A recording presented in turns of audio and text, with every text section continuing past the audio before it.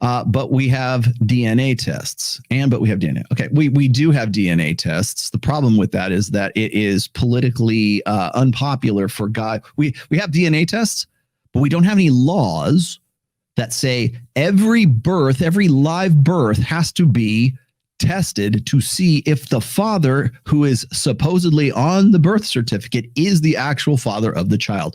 That needs to happen. In fact, when I talk about like marriage and, we talk, well, why does Rollo hate marriage? I don't hate marriage, right? I think marriage is a wonderful thing. And I hope you guys can find happiness and love and joy and find your unicorn. Like what's the fuck was saying, right? I just disagree with the way that we do it now. And I believe that we need to find some way to reform marriage. Part of that reformation of marriage is we need to test every live birth for DNA compatibility with the stated father on the birth certificate. Why is that not even, that should be a no fucking brainer, and it should have been a no brainer since the late 70s. Why? Why do we still, because in a gynocentric social order, it is I don't say polite, but it's more expedient. It is more practical. It serves gynocentrism. It serves the female reproductive strategy for men not to know. I hate it. Absolutely. I hate answering this question because you already know the goddamn answer. I have guys go, Rollo, how come DNA testing is not standard and blah, like what I'm saying. I agree with you, MRA guy, MGTOW guy. I 100% agree with you on this. Yeah, it should be. How come it isn't? Well, I think you know the answer to that. You live in a gynocentric social order, and even in some countries and in some states, you can't even get a DNA test without the express permission of the mother.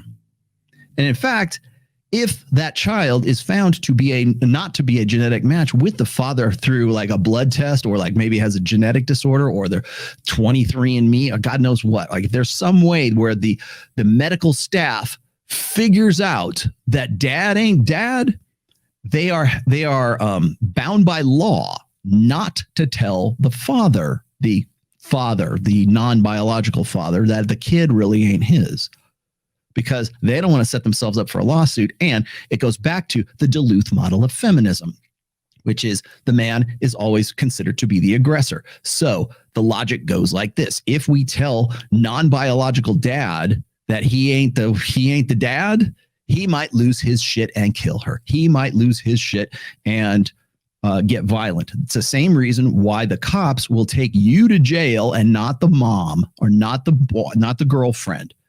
It doesn't matter if it's your house. It doesn't matter if she's domestic dispute. The man is always presumed to be the aggressor. Similar thing.